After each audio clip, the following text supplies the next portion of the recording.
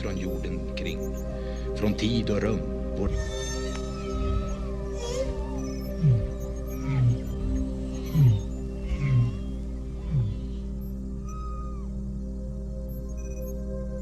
Space exploration, NASA. Everyone has the t-shirt or the backpack, and we're all familiar with the Apollo 11 space program when the first people landed on the moon.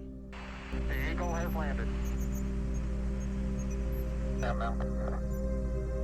It's one small step for man,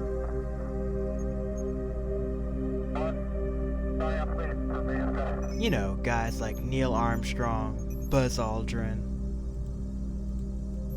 The guy, I'm kidding, Michael Collins. We love you, Michael. 12 years of research went into having the first man land on the moon.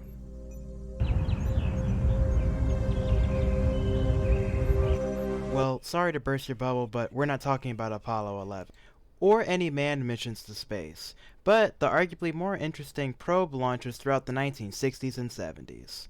So come, and let's talk about the time NASA launched 2 golden mixtapes into space.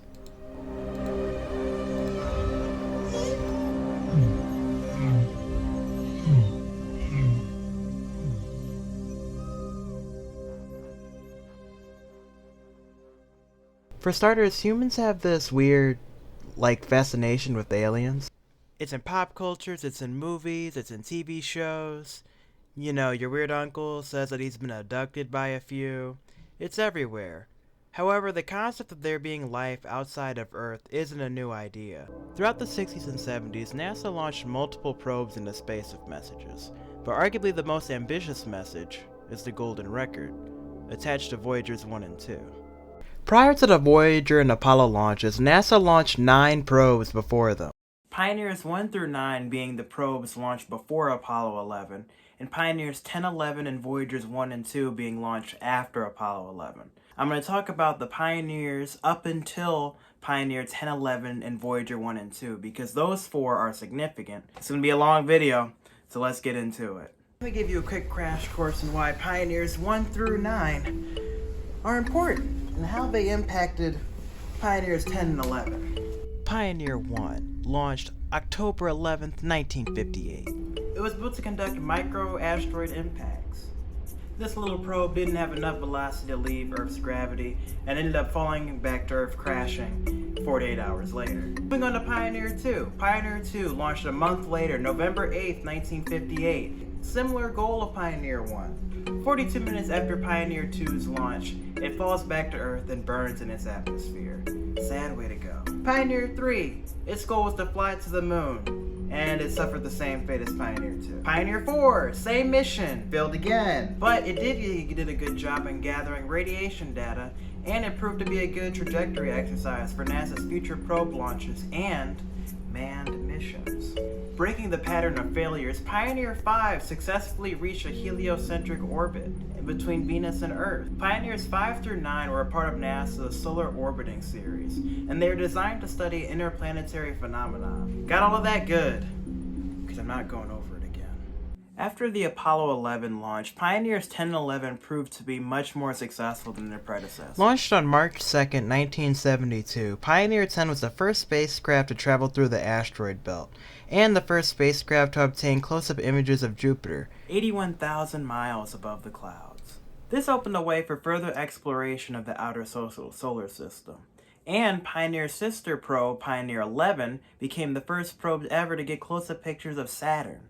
What made Pioneers 10 and 11 stand out was their longevity and being able to last a lot longer than what they intended to. Both Pioneers 10 and 11 have an identical plaque mounted to them, with the intention of giving a message to intelligent life beyond our world if they're able to come across the probes. The plaques show a description of what we look like, 2 humans, 1 man and a woman, and it also gives us a location of where we are in our solar system. So if any intelligent being finds it, they'll know how to get to us and know where the probe came from. I'm gonna let that sink in for a little bit. These 2 plaques would further push NASA into doing something more grand. If we wanted to send messages into space, it's gotta be something that's more diverse and gives a wider range of what we as a species have to offer. In the summer of 1977, NASA launched Voyagers 1 and 2 from Kennedy Space Center in Cape Canaveral, Florida. Roll program is in on time. Vehicle response is On normal. Voyagers 1 and 2, there are two records constructed of gold-plated copper, 12 inches in diameter. The record's cover is aluminum and electroplated. Upon it is an ultra-pure sample of the isotope uranium-238. Uranium-238 has a half-life of 4.468 billion years. The idea of putting this on the record is to use it as a chemical watch. So if any intelligent species would use the ratio of its decay to date, they'd be able to date when the record was made. I'm gonna let that sink in. The record features a collection of different music, sounds, and greetings in over 50 different languages. There's a large variety of music that's curated on a golden record, and I would love to play it for you, but I can't because copyright. So I'm gonna put a list of all the different songs that are on the golden record here, and also put a link in the description to the golden record that's on YouTube that you can listen to. However, there's one song on the golden record that stands out and gets the most notoriety, and that's Blind Willie Johnson's Dark Was the Night, Cold Was the Ground.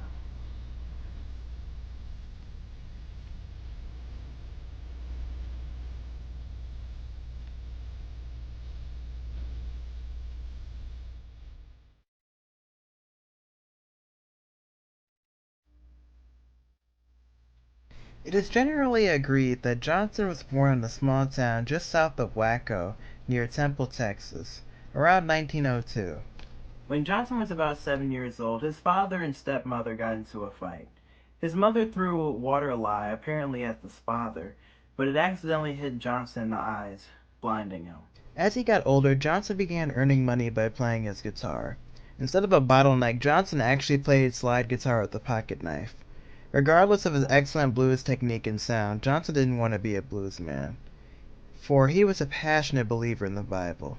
So he began singing the gospel and interpreting Negro spirituals, which may play a part in a lot of the distant resonance that you hear from this song, which is why it gives an open sadness to it. There's something about this song that speaks a lot to kind of how we are as a species and where we fit into the cosmos.